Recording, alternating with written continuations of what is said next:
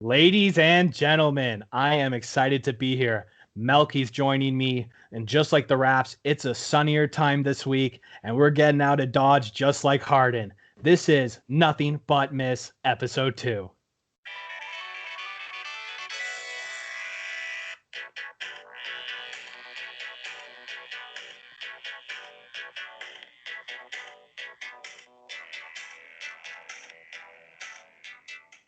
Shout out to NBA Jam. I am fired up because of that. Melky, my man, how's it going? How's it going? It's good, man. It's Melky here, shooting an air ball the Milky Way. As Ba Gobi, as Ba alluded to, it's episode 2 of Nothing But Miss. First of all, I want to say Happy New Year. I know I've spoken to you beforehand, but Happy New Year. You too? Despite all that, it's a new year, but same old fucking lockdown. I'm pretty pissed off about it. I'm not a caged animal, and right now, the way the Melky's going to deal with it, it's loud and rude. How are you doing? So pretty much par for the course. That's fine. Moving on. Melky, I feel the same. I feel trapped. I feel caged. I can't wait to go to a live sporting event. Now, this show, we were originally planning to film on the weekend, and I feel like it would have had a more negative turn than what we're going to do now, because I'm actually going to turn it positive, and let's talk about the Toronto Raptors. Boom. The winning Toronto Raptors. The winning Toronto Raptors. Ladies and gentlemen, your Toronto Raptors are 5-8, and they are on a 3-game win streak. And although they're 13th in the East, it is such a close race. There are so many teams around 500. It's crazy. Melky, your thoughts, buddy? Oh, it's insane how clusterfucked the whole Eastern Conference is. Unreal. 1 minute you're down and out, like Washington or Houston, or not Houston or Miami. Next thing you know, you're climbing up the ladder like the Raptors have. So, you know what? I think we're on the right path. Still a little worried because if you look at the numbers, field goal percentage, they're 27th, 3-point percentage, they're 15th. Free throws, they're actually good at the free throw line, they're 10th. And their offensive rating, they're at 109.4, which is 17th. So, I know, and you take the good and the bads, but hopefully with this 3-game winning streak, more positive things will happen and we'll just go on a tear. Yeah, I had a completely different spin before we played the Hornets twice and then this game last night. 5-8 is much different than 2-8, Melky. Now, we'll put it out there that Alex Len got waived today, which was breaking news you broke to me. Bye-bye. Hot garbage. I know we're going to get into the whole center talk, but he is not the answer. And I saw rumors that the Nets might pick him up. Nets fans, if any of you listen to this, he's not bringing you anything. It's a waste. Don't do it. Or do it and waste your time. We don't give a fuck. We're Raptors fans. What am I talking about? So yesterday, the game, we led for pretty much 3 quarters, except for the second quarter, they outscored us. But otherwise, I would say one of the better wins so far this season. I know there's only 5. Lowry had 35 minutes. I think 3 other guys were above 30 minutes. What did you think? I think it was a more sound win, more impressive win this season. We were collectively together. It flowed offensively. It flowed defensively.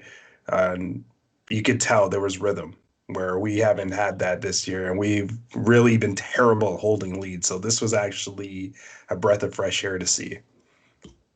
Yeah, and I never doubted him, but I did shit talk him a bit. Pascal, I'm sorry. I know you're not at the same level we want or what you played before when we won the championship, but he's playing better. And you know what? Before, I was going to kind of rip on him about missing those shots at the end of the game consecutively. But now that I look back and with the winning record, I love the fire. I love the heart. I know he didn't win us the game, but when he lost that shot, the way he just swore, walked off the field, didn't want to handshake anybody, I will take that mentality anytime, and I know it's for a winning culture. Well, it shows that he cares. It shows exactly. That he's, like you just alluded, he's fired up. We haven't seen any passion from him, even in the bubble, going back to the bubble. There was no passion there, so I don't know what was going on personally, but it's nice to see that, the fire is back, the spiciness is back in Spicy P, so that's a good step in the right direction. Yeah, I mean, you knew something was up last year too, because the guy, part of the whole Spicy P is how hard he trained, how much he practiced, and that wasn't there. And if that's not there, Pascal, I don't know. So I'm loving what I'm seeing right now. And like I said, all heart, his game's improving. I guess we can talk about Mr. Inconsistent. I know I brought him up earlier, Norm Powell. How are you feeling about Norm these days, man? Because when he's hot, he looks good in our lineup when he's good. But when he's bad and that IQ's not there, I, I'm I'm confused with him because last year I thought he really stepped up in the bubble, especially yes, that Celtics series. He was the man. This and is a like leader. this is a yeah. It was a leader, a six man off the bench. Like he could have been nominated for six man. That Norman Powell was what the Raptors have always wanted out of him, and then he just reverted back to the same norm, inconsistent, lack of IQ. I don't know if it's confidence, but we need him. Like we need him more than ever this season. And I don't know if I were to give him a grade, the first month of the season, he would get a C minus. I was going to say C plus, but put it down to a C. So we're near the same. We should, I've said it before, build statues of Stanley Johnson and Chris Boucher now. And I know that's going around in the little online verse with Raptors fans, but it's true. What saving graces those two guys are right now. And Stanley Johnson, man, how many times was that guy ripped apart? Basically his whole career. He was a first round pick, I think number 7 by Detroit, if I'm not mistaken. And he was expected to do big things out of Florida, and he hasn't lived up to it. So yeah, I was one to rip on him. I ripped on him last year. I have a friend who actually met him and ripped on him in front of him. So it was just easy. But yeah, he stepped up mightily. And Chris Boucher, what can you say about Boucher? This man's on a tear. Did you know? So Durant won Player of the Week. Yeah, player of the week. Boucher was second vote in the votes because he Deserving. was So, good, well deserved. yeah, unreal. Chris Boucher. We'll get in a little bit later with the center talk. What I want to talk, and it made me feel a bit better about this game last night because it was a note that I made for the Hornets, is how we almost blew the game. And I was feeling a little nervous. I still am. I mean, it's early in the season, so I'm not going to be good or bad, hit or miss either way. But this team, we need them to finish off. We can't have them being like the Maple Leafs of old and not know how to finish out games. And it was worrying a bit with the team like the Hornets. But great defense at the very end. Obviously, the 2 blocks, all that. So good and bad. Good and bad. I feel like if you're going to survive, you have to beat the teams you're better than. And the Yeah. Raptors are better than the Hornets. That's not a question. So I'm glad they swept them, or they beat them two games in a row. It was well needed. I think it jump started them too, because look what they did to the Mavs, and the Mavs are supposed to be one of those up and coming teams that are going to compete for a title in the next few years. So it's definitely a confident booster when you beat the teams you're supposed to. So kudos to the Raptors. Kudos to Nick Nurse. Except Nick, wear your damn glasses. You look like Drew Carey when you wear them. That's the reason why I idolize you, because Cleveland does rock and you make Toronto rock. So please keep the glasses on. Yeah, we can't have you coaching the opposing team and thinking it's the Raptors. We need you to have those glasses on. The record speaks for itself. Glasses on and glasses off. So Right. yeah, we can't have a Magoo situation here where he's like shouting at Durant, "Good job for blocking," you know. Um, I'm so glad you brought up the glasses part. Now, a question I want to ask you now that we have a 3-game winning streak, and I know your answer because you're sensible, common sense. Those fans emotional after that lousy start, tank, the fade for Cade, all of this. What are they saying now? Are you still wanting to tank? You want to blow up this team? Like, what's going on in your head? No, they want us, or want Masai to go out and make a move, Yeah. like a center, which is what this team is lacking, if anything. That interior toughness, that surge in Mark left, we're lacking big time, and Boucher can't do it all. And we can't rely on guys like Alex Lynn. That's why we let him go. And Aaron Baines has been a big disappointment. So Oh, yeah, garbage. a big, tough interior defender is what we need. Yeah, when we were going to tape on the weekend, I was going to go on a huge rant about Chris Boucher to start, and I will fully admit it was fully emotional. Not a lot of level-headedness. I just was going to rip on Baines and want Boucher, but there's truth in your words because Boucher's not a true big man, and he's not a starter. He is perfect coming off the bench, leading that offense, and it makes our bench still dangerous, which the Raptors are known for. We are a depth bench team. So Bench we mob. need, yeah, bench mob, exactly. So we need a true big center. That is the most glaring issue in a couple of years I've seen on this Raps team, and it's bad. And I know It's they sorry. chased. No, it's all good. It's all good. I can't wait to hear your opinion, but they chased Giannis. That's the truth. And this 2 year of chasing him, and it didn't work out. And they went for the big thing, and it kind of fucked up our salary cap and where they were going with this team. And we're in a bit of hell right now because of it, which I think we're a good enough team in depth to get out of. But go on. No, you're absolutely right. But it left a hole. It left a giant hole where we're getting pushed around and we're not rebounding. Like our rebounding numbers are we're 22nd. We rebound at 43.4. That's 22nd in the league. Offensive rebounds 9.5, 16th in the league. Uh, you know, rebounds, second chances, they win you games. And we had Mhm. that the last couple of years. We were spoiled with our bigs, and like this year, you can tell it's affecting us. Yeah. We said in episode 1, Gasol's time was up with this team. Love him, taking nothing away from it. But it was that time to move on. Age. He was clearly declining. Ibaka we should have signed. And that's the whole shooting for Giannis. They wanted to have the flexible salary cap. They shot for the moon. They didn't get it. Nice try. I appreciate it. It's the one thing we Yeah. talked about Toronto's never had is a guy signing here. I'm glad they went for it, but it has fucked us because we should have kept Ibaka. It is such a glaring issue. And I love Boucher. I want a fucking statue of him. Maybe one day, man. It's Yeah. still young. He's still getting better. His shot is very awkward, but it goes in. It works. So he's still developing. He's what, 26 Yeah. years old, 25, 26 years old. So he's got a lot of time. He's athletic. He blocks. He runs. This man can only get better, especially, and he's in the right situation with Nick Nurse and Jamal McGlure and all the rest. So Yeah. look That, out that for. was Yeah, that's what I was about to say. I love this kid's second gear, and I cannot not cheer for a Canadian, no matter what. You know what? Maybe they don't work out, but I'm always gonna hope that it does. And the fact that he's on the Raps, let's go. Well, especially his story. He was living in his car at 16. Yeah, Like it's been a struggle. It's been a journey for him, and he just shows hard work pays off. yeah, I love it. So I'm wishing him all the best. And this is kind of bringing to my next point. I want the Raps to keep Boucher and not package him in any deal. In saying that, we need a big C. And you had a tasty rumor today. You told me. Yeah, so there was through the grapevine, as always, the Melky grapevine. There was a rumor that Raptors are chasing one Andre Drummond from the Cleveland Cavaliers. Now, on paper, it's dead sexy. It's a tough big. It's a man who's been an all-star. It's a man who puts up points, who rebounds, who does, checks everything in your box. But at what cost?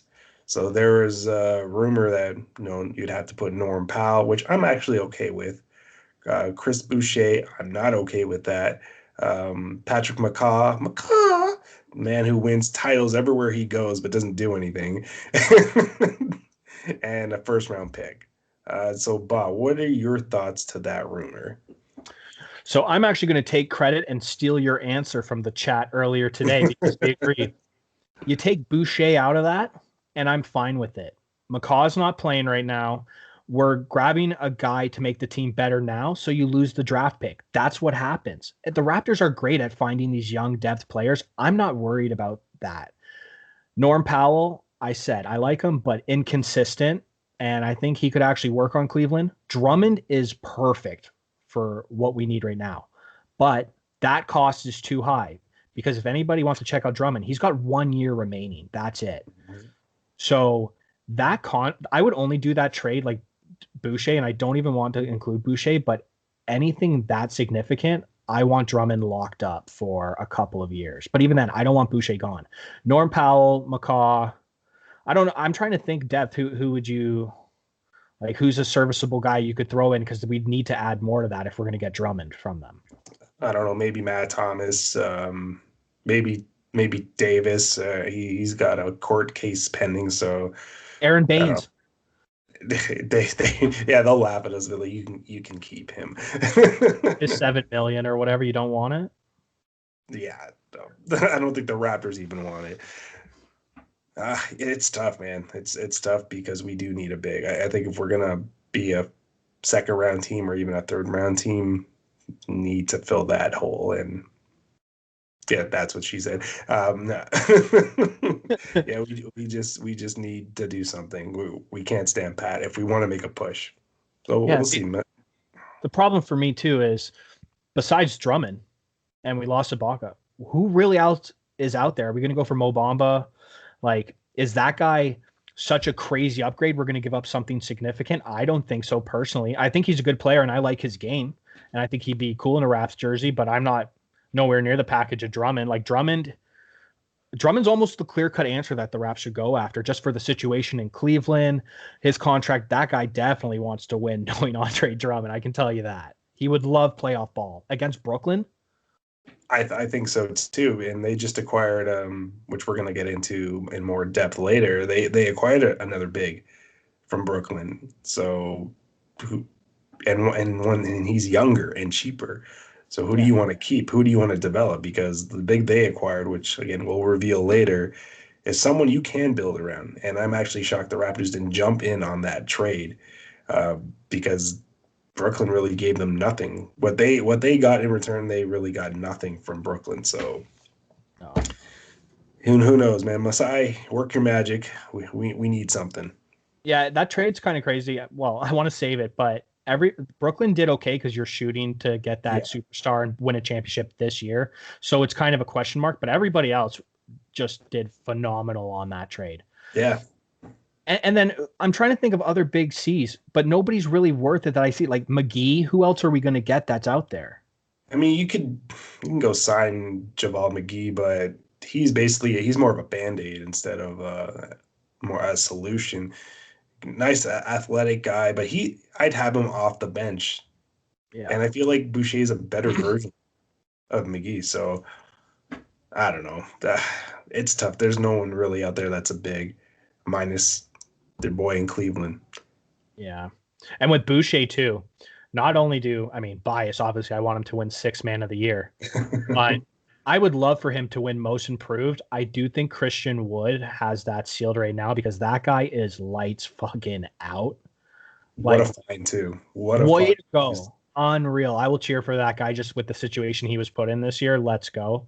So, but I love that Boucher, and it's not just me, a biased Raps fan. There's people that's actually in a conversation. Like Chuck, other people are saying MIP, maybe. Yeah, it's quite possible. The one thing you should know about Masai, never count him out. He's always working the phones and working his magic. Yeah. Yeah. So, and did you see Nurse's comments on the Harden trade and all that too? Paraphrase it for us. So pretty much just hopes that it doesn't work out for him. He said he doesn't really care if it works out for Houston because they're in the West. So sure. But he hopes, and he knows we all agree with him, and he said that we want it to fail for everybody else. 100%. 100%. I wanted to blow up. I wanted to blow up in their face. I would be lying if I said I didn't. Yeah. Quick shout out, Spicy P, his first career triple-double. I wanted to bring that up. That was a note from the episode before we were going to do, so I just want to shout that out. Congrats. Anything else, Melky, about Raps? What do you want to talk about? I just think Spicy P's back. So look out, everyone. He's back. Yeah, and Kalo is just reach. Oh, and what? Probably maybe Kalo's always Kalo though, man. Yeah, 1 or 2 games away from 10,000 points with the Raptors organization. Unreal. I know I joked about the statues before, but this is a true statement. Lowry deserves a Legends Row statue at Scotiabank, whatever the hell it's going to be called. Not just that. His number should be retired. To the Raptors. There should be a Lowry Day in Toronto. He should get the key to the city. This man should be remembered for Toronto sports for the rest of his life and for the rest of our lives, hands down. He's a Toronto sports hero, icon. Yeah. This is more of a hockey thing too, but I always want those guys to come back and work for the organization after. I don't even care if you're director of player personnel and we're just paying you $2 million to shoot the shit, and like because you missed the locker room, you would just want to hang out with the guys and you do a bit of stuff. I don't care. Welcome back. Oh yeah, I'd pay him. I'd pay him a couple mil just to chill with the team. Instill some toughness because we're soft. Yeah, Lowry's always going to be welcomed.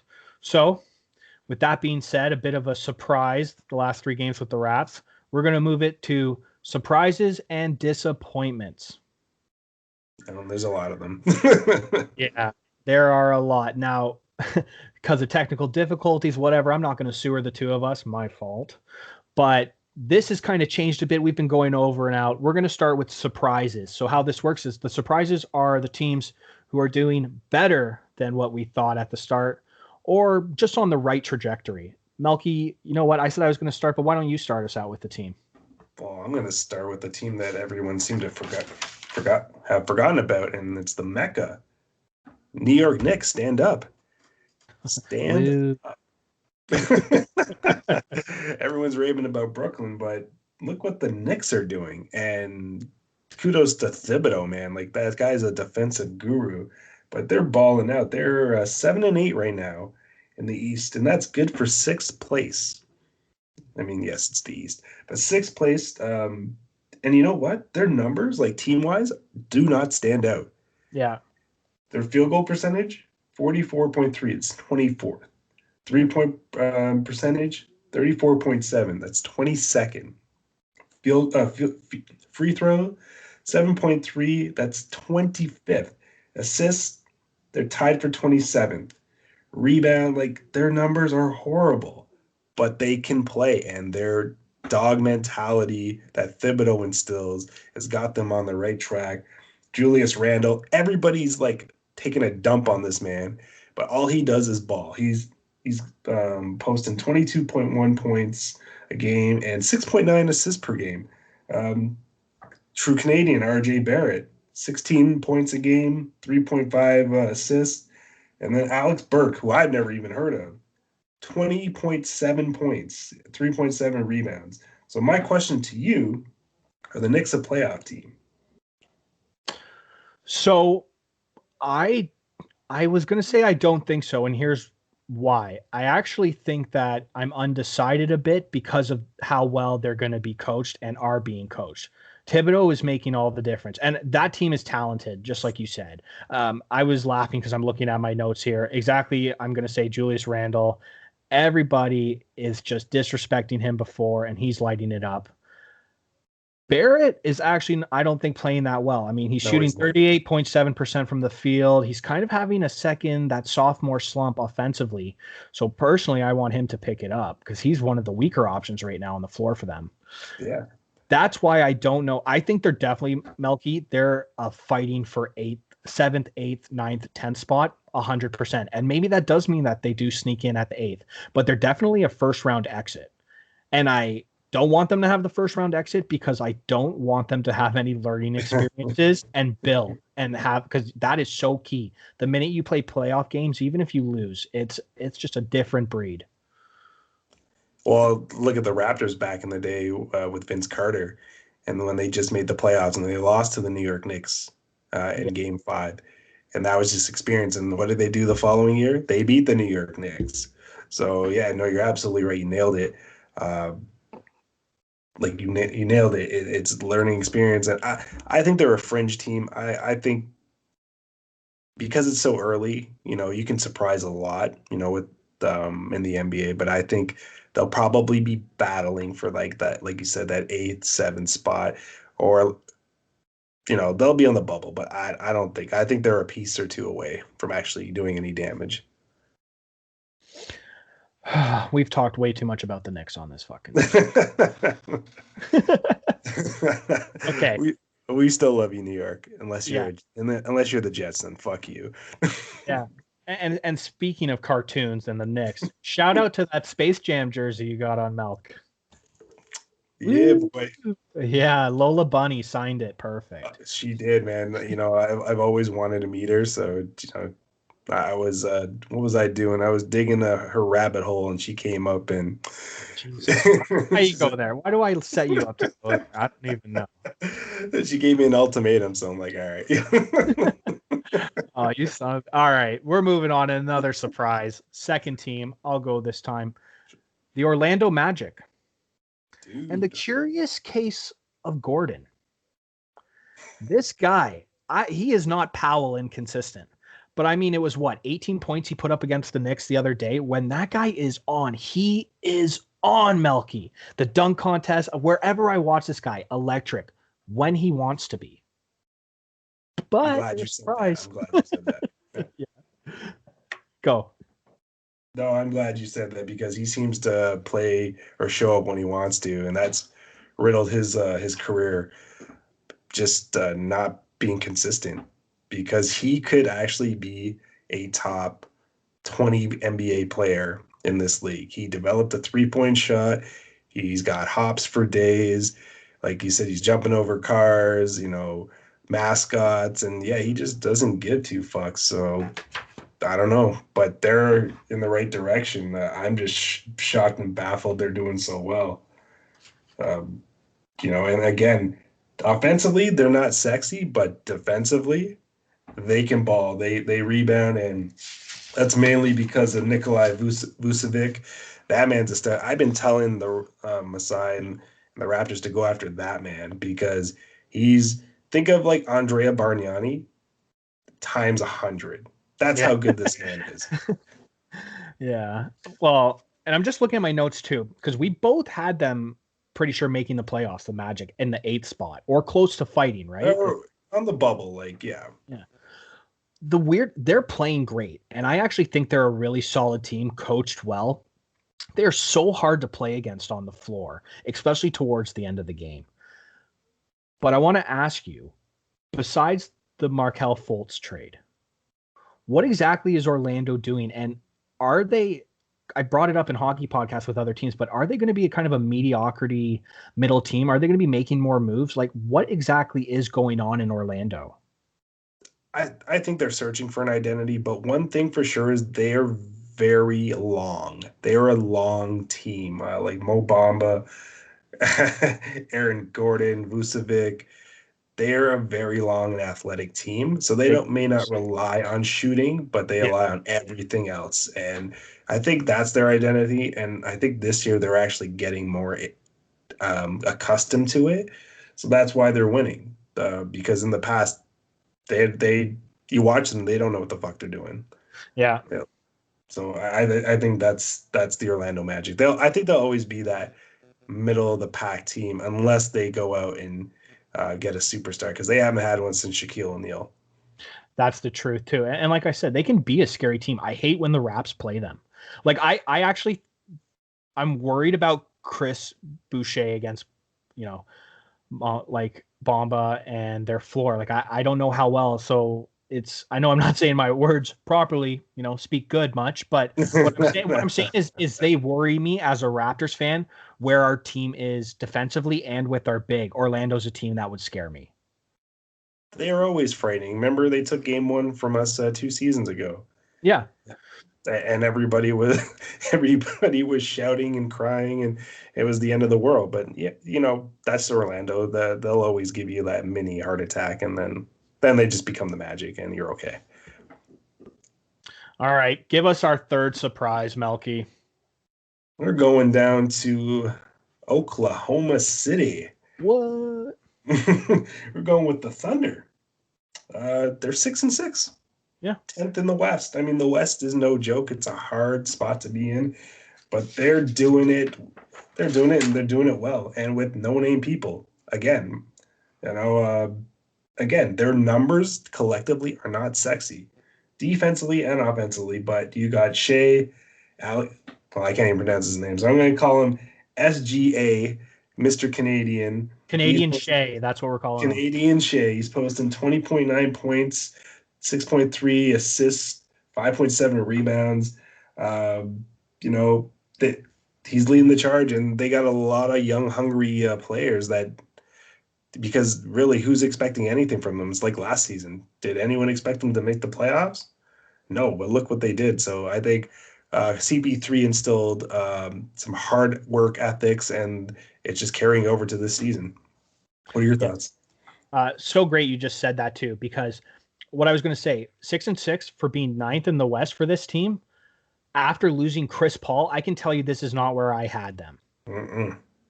That was and Chris Paul, you've talked about before, how underrated Chris Paul is. For sure on display in Oklahoma. I thought once he left, they were going to be some surprise wins. They were going to have some, like fans were going to be hopeful in Oklahoma, definitely. The way that, that GM is building that team, fantastic. Holy shit. Yeah. The way he's traded away assets, some who haven't even wanted to play and be there, and what he's gotten back. I mean, Paul George, absolute joke, that trade. I love it for Oklahoma. All those draft picks, he's swimming in picks for years to come. And they're going to be, think of New Orleans. They're going to be, I don't know if they're going to be a better version, but they're going to be on par with New Orleans. And that's going to be a sick rivalry too for years to come, with all those young and hungry draft picks that they're going to display out there. I can't wait. Oh, I can't either. And like you said, we said it before, going to cheer for Canadian. So Canadian Shea, you're number one. I was talking, I might even purchase the jersey. I don't know. I don't know, man. That's I don't buy Nash, by the way. I don't buy Toronto Raptors, non-Toronto Raptor gear. There's a Nash one right there. Well, so I'm that's alive. Mr. Canada right there. You got to pay homage to him. Yeah, that can't even fit, by the way. I could maybe put that in as like a mask. That's so small, that little jersey. Well, we need it nowadays, man. We can't even leave without wearing a mask. So, hey, why don't you rep Captain Canada over there?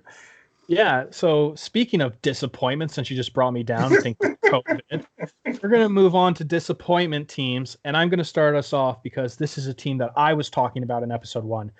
I'm talking about the Washington Wizards, Melky. Poor Beal is all I'll say at this point, man. Yeah. The ghost, Russell Westbrook, just haunting the arena. I don't even know what the fuck that guy's doing right now. He's on a different planet. And then, and Beal's on another planet, on a positive way, man. That guy deserves better. I don't even give a shit about Washington. I hope he asks for a trade. And I was thinking, Washington was going to be my surprise team, and it's the start of the season, and Westbrook might turn it on.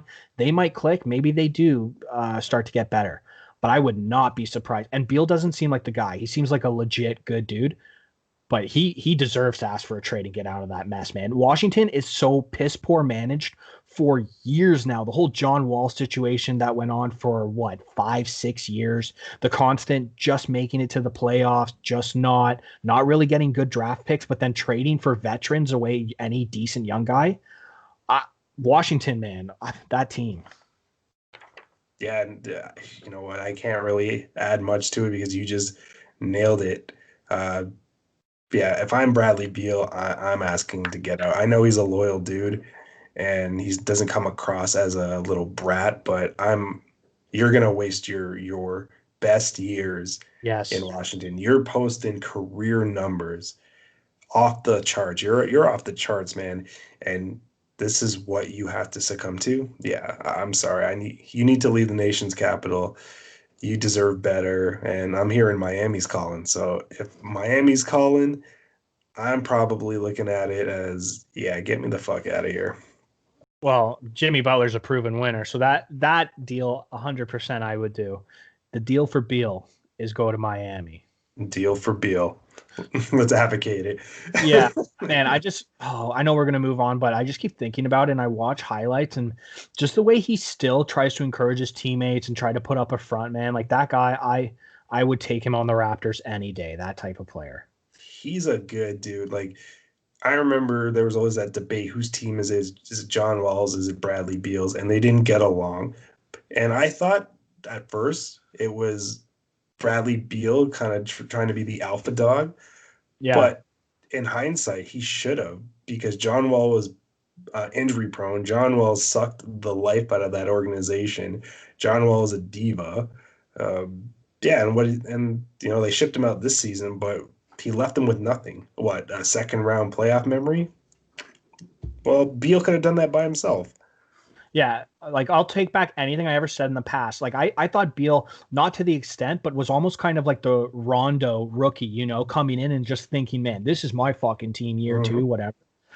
Fully, yes, Beal, everything you thought about yourself, I believe in it too. You deserve it, man. Get the hell out of Washington. Get the hell out of Dodge.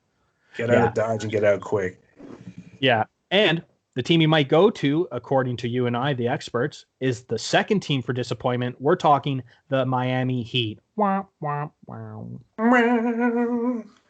This is not where I had them, Milky. I didn't have them here either, but I did say watch for them to take a step back. And it's not because they're not a good team. I just think they caught fire in the bubble. And I honestly believe if it was a full season, they wouldn't have made the NBA Finals. It was a cute story, but, they're coming to earth. And you want to know something? Nobody's averaging 20 points on that team. It's 19 and below. And in this NBA, you need someone to be averaging over 20 points to win. I know defense wins you championships and grit and dog mentality, but you're what? You're 4-7.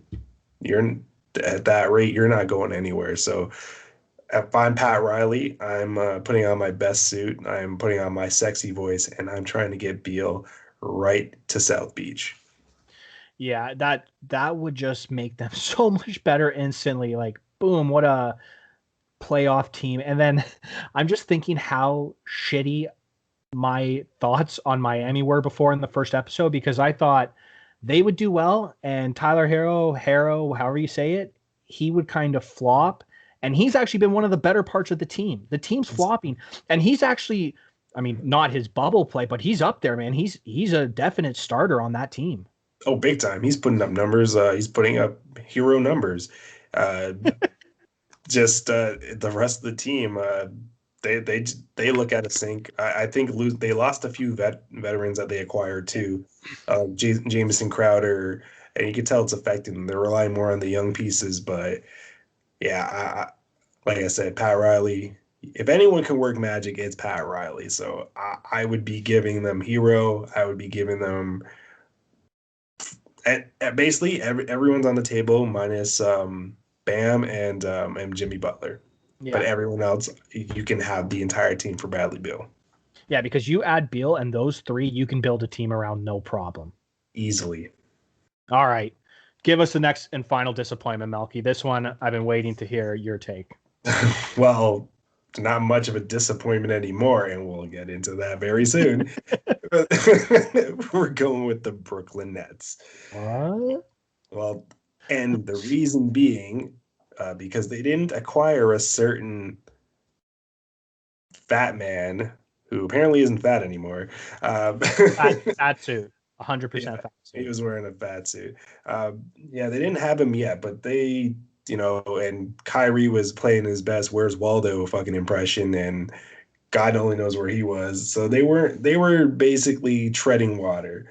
But now, with their recent acquisition and a certain disgruntled asshole coming back, they're 8-6. They're 5th in the East. They just beat the first place Milwaukee Bucks last night. I don't know if you watched that game, but that was stellar. Yeah. That was stellar. Durant was basically carrying everyone on his shoulder until a certain James Harden came on board, and now it's basically like having two Michael Jordans on your team. Look out East. It's going to be scary. And KD's already posting 30. He's already posting 30.7 points a game, 5.7 assists, and 6.9 rebounds. And now you have James Harden.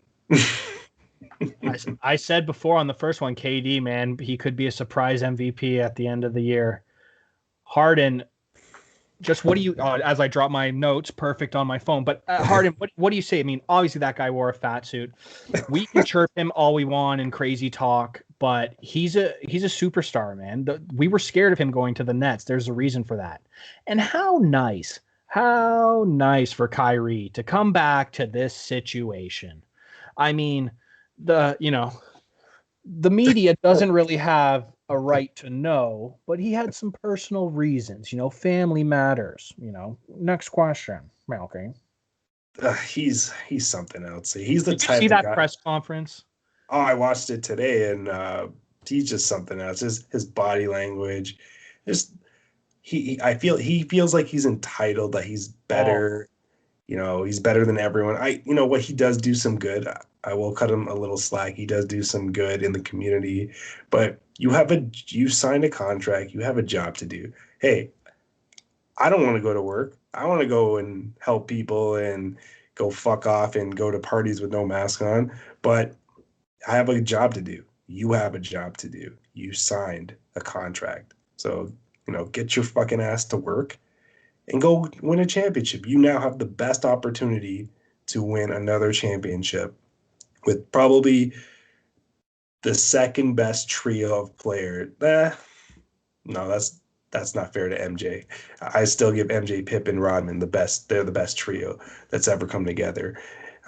So yeah, debatable. Anyways, that'll be for another topic on another episode. But you have a chance to go out and ball, and you know what? You have a chance to beat LeBron James in the finals. So, buddy, man, like take that monkey out of your ass and go ball. Yeah, I mean, you switch out Kyrie for Westbrook, and pretty much Brooklyn's doing what Oklahoma City tried to do before they blew up that team like a bunch of fucking idiots. But you know what? I can see Kyrie having another blowout, man. Like if something bad happens, I can see him dipping again sometime this year, which is just absolute bullshit. And I actually think the Nets should get rid of him before it's too late. That being said, Kyrie's still a stud on the court. He is good, man. Like a phenom, generational talent. Those three guys. It's kind of bullshit. Like I was chirping him that he comes back to this situation. Harden just takes off 100 pounds and dude, I honestly think at this point he might have just spit up Kyrie Irving. That's where he was hiding the whole time in his stomach. It's just funny because he ate his way out of Houston. Like how many people can say they ate their way out of a situation, unless you're in a pie eating contest? But it's like fake eating at this point. Like he was like eating it all, then going to throw it up, and then he's just like, yeah, is the fat suit complete? Like make sure it looks legit. It's funny what money can do, man. Yeah. I wouldn't be surprised, but he got his wish. He's now in Brooklyn, aligned with KD, and like I said, Kyrie has been found, and he'll join them. I think is it tomorrow? He's against the Cavaliers, so we'll get to see firsthand this trio that threatens the East and actually the NBA. Man, when they're gonna go on a run this season, whether it's long or I think maybe short before some shit happens, but they're gonna ball out. And whether or not the Kyrie situation resolves, he stays, he matures, whatever.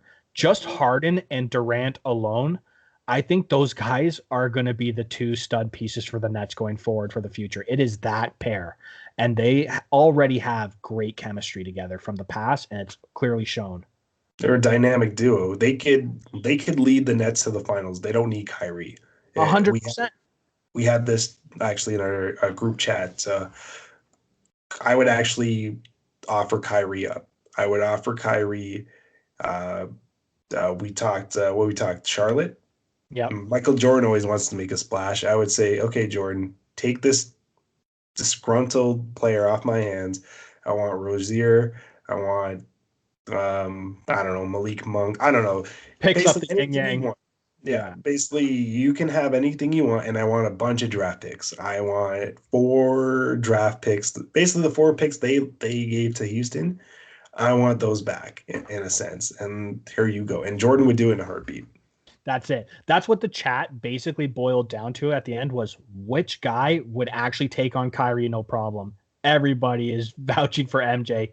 He is the type that would. And I don't know. I want to see it happen just so Kyrie and MJ can have an argument because Kyrie thinks he's already better than MJ and he's saging the office. And Kyrie's the type of guy that if you told him that you ate out of your ass and you shat out of your mouth, he would believe it. And then he would enforce it and say, "No, this is the way you eat people. You put it up your ass and then you blip out your mouth." Okay, that's the type of person Kyrie is, and he'd probably retire if he got shipped to Charlotte or anywhere he didn't want to be. He'd retire. He'd hang it up. You watched South Park recently, didn't you? Oh, I've been on I've been on a marathon lately. The shit coming out of the mouth joke, that's straight South Park. You're obviously on a tear. Kyrie is gonna Kyrie will retire early. That's definite.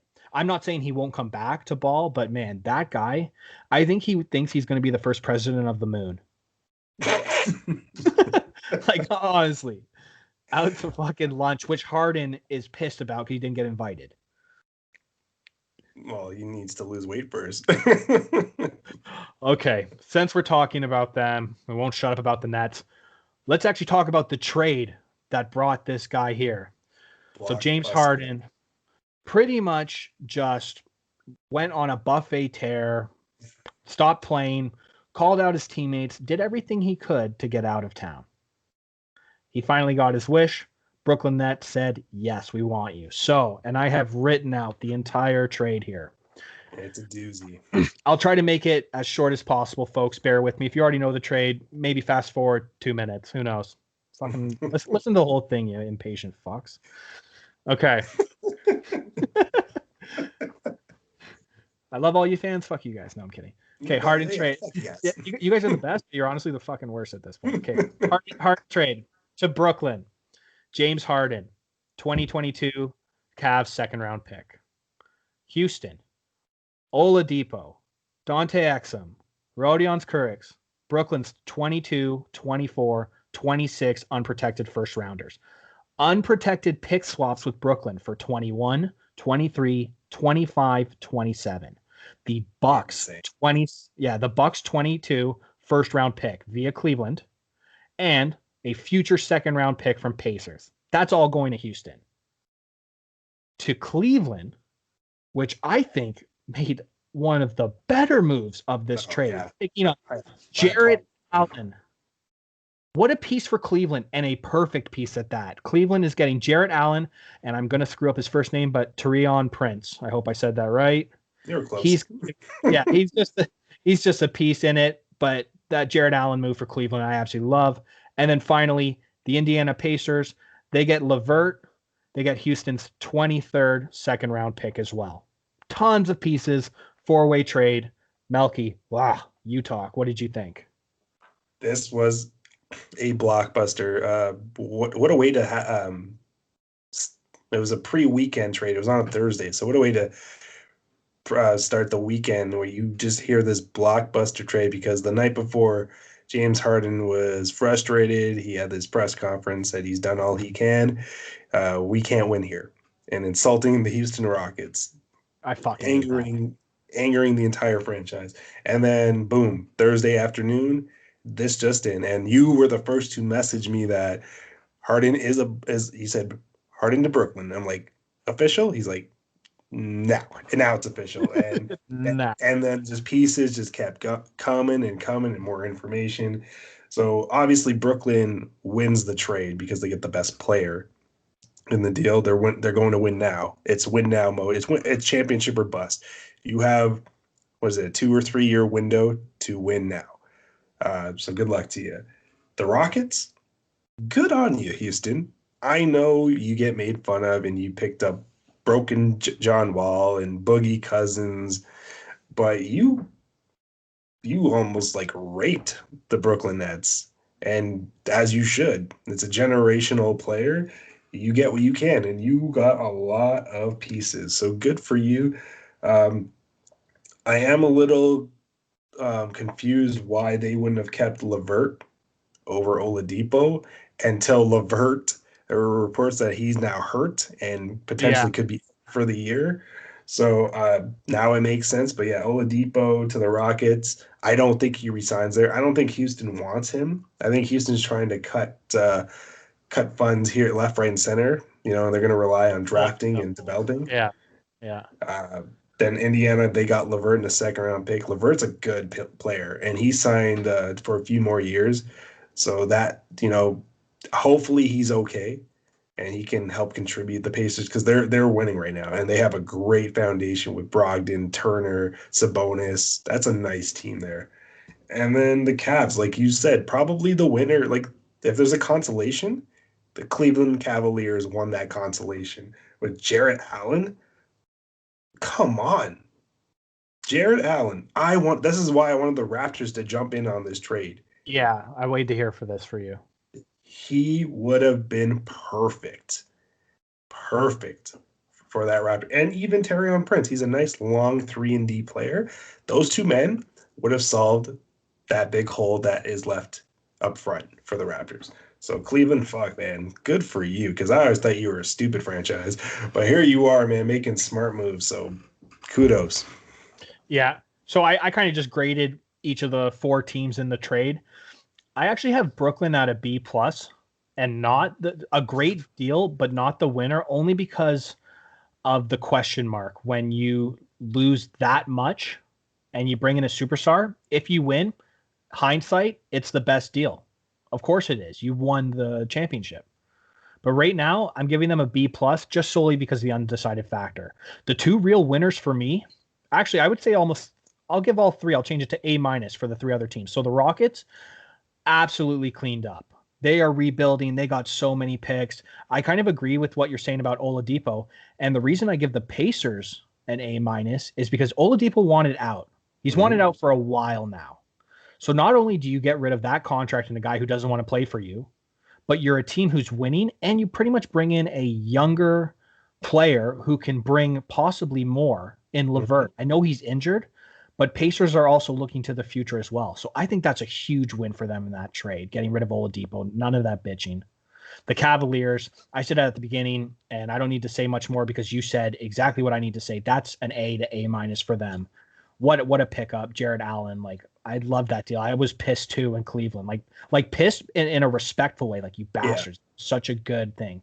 Houston for me is clearly the winner. Oladipo, I think, is going to be a good player for Houston for this year on a shit team and whatever. But yeah, he's not long term.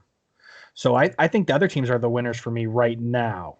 If Brooklyn wins, I'm telling you right now, switch it, and Brooklyn's the winner. I admit it.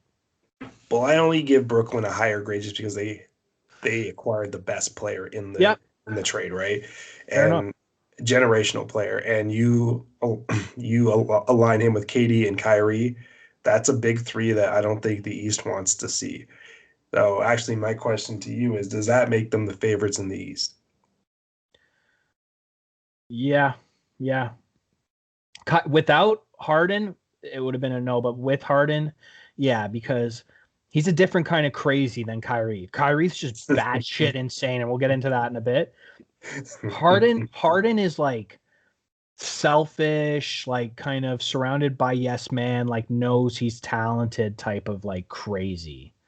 Like he just wants to do shit his own way, and he's kind of Kyrie is, I mean, he's got his third eye open, so yes, they are definitely and man, the thing that's gonna piss me off the most, if Kyrie comes back and then everything's good this season and they just go on an absolute tear and it's just like, oh yeah, everything fell into place for Brooklyn. Fuck. I could see that happening. I think Kyrie might swallow his pride if he's as close with KD as everybody says he is. I think KD probably spoke to him and said, "Listen, I don't care if you want to go wander off to the moon or you want to go sage, the entire NBA, but we have a job to do. We have plans. We made plans. I came here because of you. Let's get it." And then after that, you can go batshit crazy wherever else you want. I get a title, I'm good with that. Then you can fucking retire into the sunset. I don't care what you do after that, but I want a title now. Yeah, and one guy right now in Brooklyn, it's Durant's team. Like Kyrie will never admit that because he's crazy, and I don't think he can admit it. But because of his bullshit, this is Durant's team who came after him. But if they had to choose one of those pieces, they would keep Durant and build around him again, is what I'm getting at. So easily. Kyrie is he's now just a piece. He probably doesn't want to admit it, but he's the third guy. So third guy, third eye. Yeah. Okay, well, You know what? Let's move on and all aboard the crazy train for a little fun segment. That was perfect. That was good. This is Harden versus Kyrie. Who you gonna choose, crazy? So, what this is getting at, Melky, you're the owner of a team. I don't know why anybody would give you a fucking team. I never would. But I wouldn't either.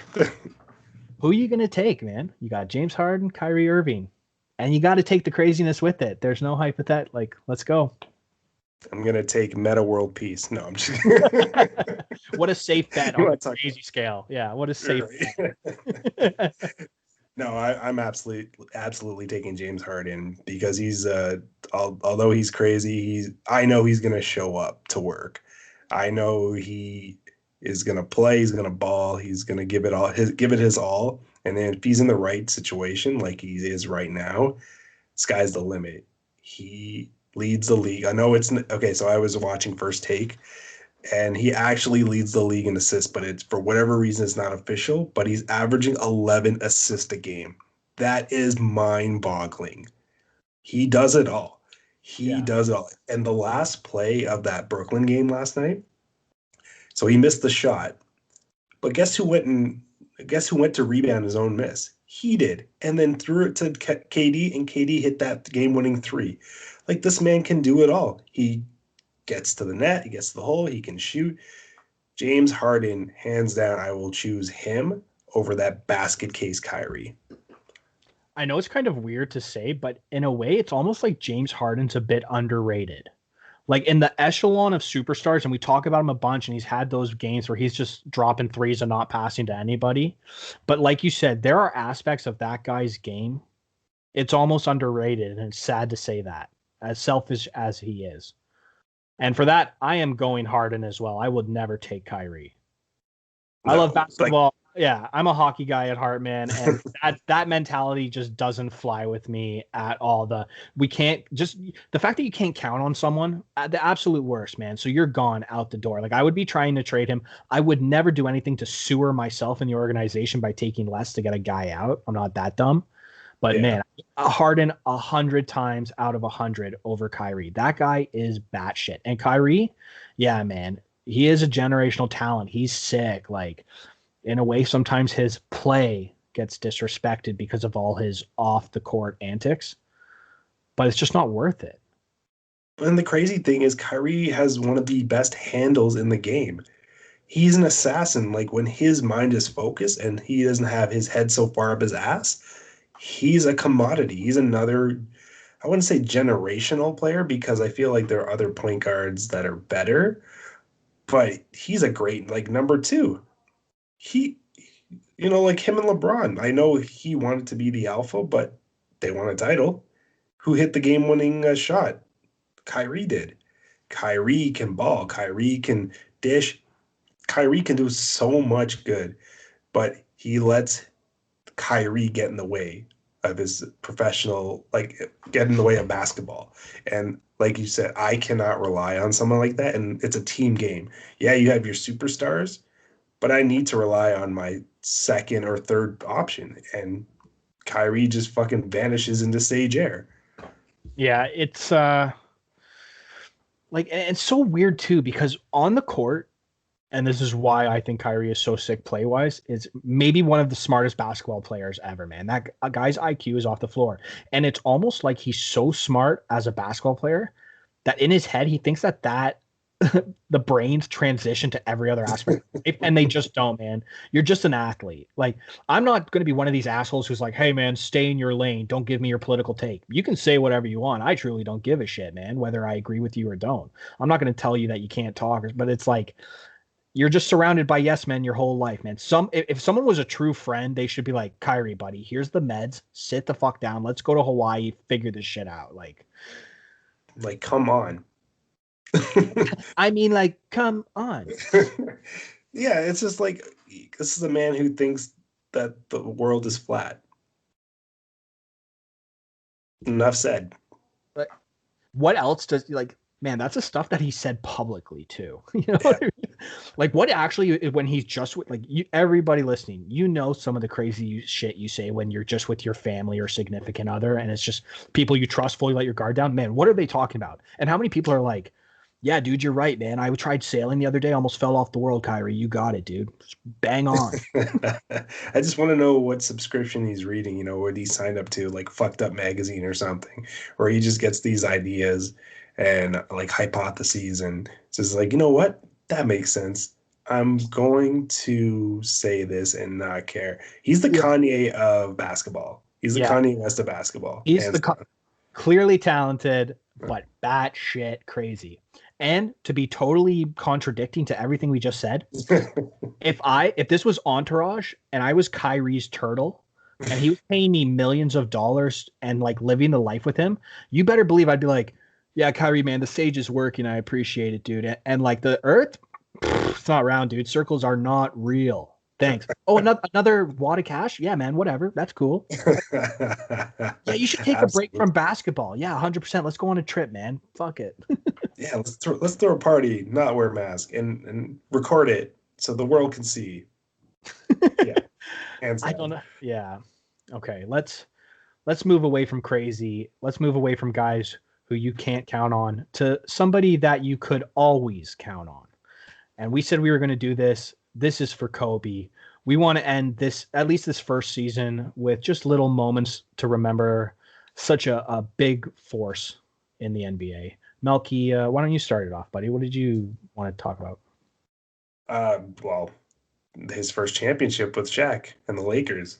I think it was first the three-peat. So it was June 19th, 2000. The planets finally aligned after a 12-year drought, and the Lakers defeated Reggie Miller's Pacers with a comeback win 116-111 in Game 6. Kobe had 26 points, Shaq had 41, but the most memorable moment would be the alley-oop to Shaq to basically clinch that title, that game for them. It was, and I also feel it was the first time they became brothers. Yeah. In battle, because Kobe deferred, which he had a problem with because of his alpha dog mentality, which I respect 100%. But he deferred to the Diesel, and they got it done. So I'll always remember that. I still remember Shaq doing the airplane after he dunked it. It was a beautiful thing. I was never like a huge Lakers fan, but that championship, I was rooting against Reggie Miller because I despise Reggie Miller. I think he's annoying and he's a shitty broadcaster. And I did just say that. What is your favorite Kobe moment? Yeah, man, I could not stand the whining from Reggie Miller sometimes. And I try not to really listen to him I feel indifferent about him as an announcer, to be honest. He doesn't really bring much. So I guess as such a great basketball player, that's really kind of shitty. He sounds like Brian Gumble. Yeah. He does. Okay, so my Kobe moment is actually a moment I cheered against Kobe.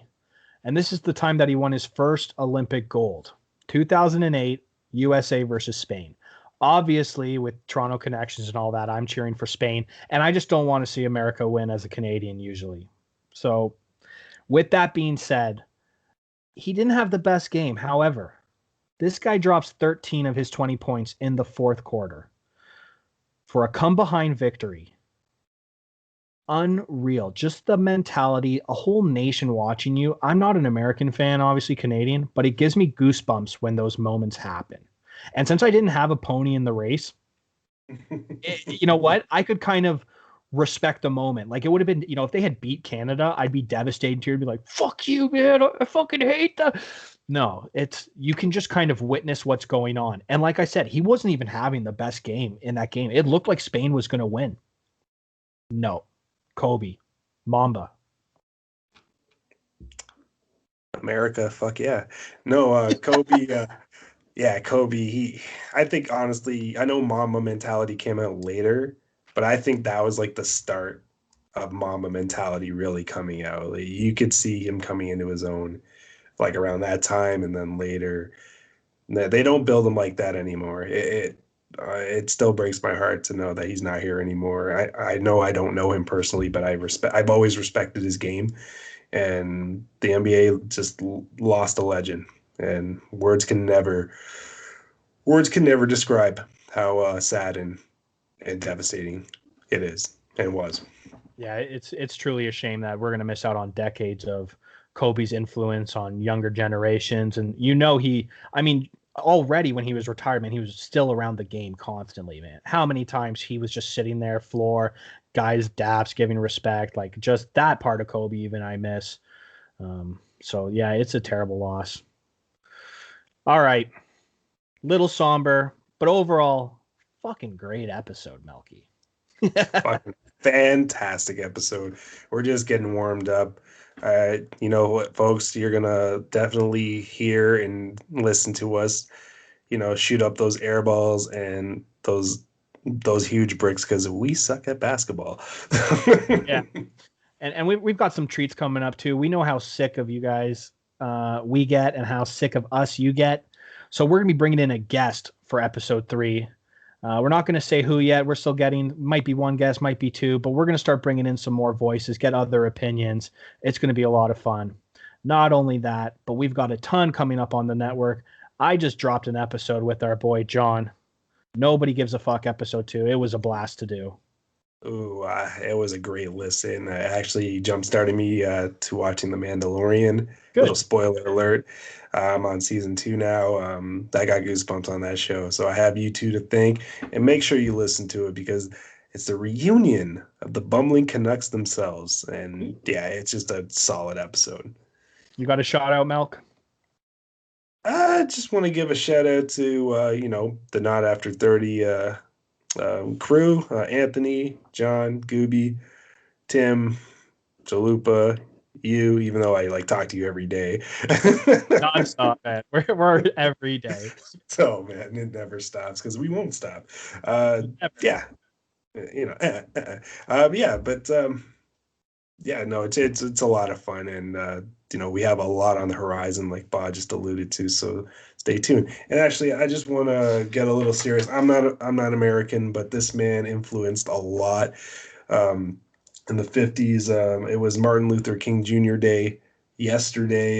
He was the man that started. He was the visible spokesman that started the civil rights movement and paved the way for colored folks to actually be recognized in this world.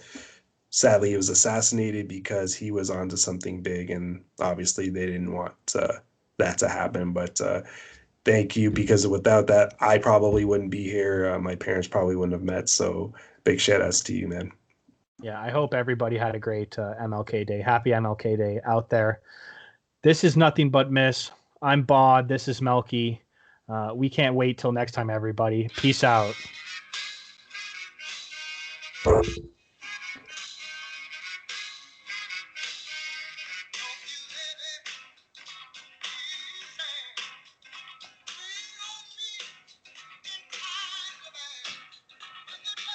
Peace, everybody. Later.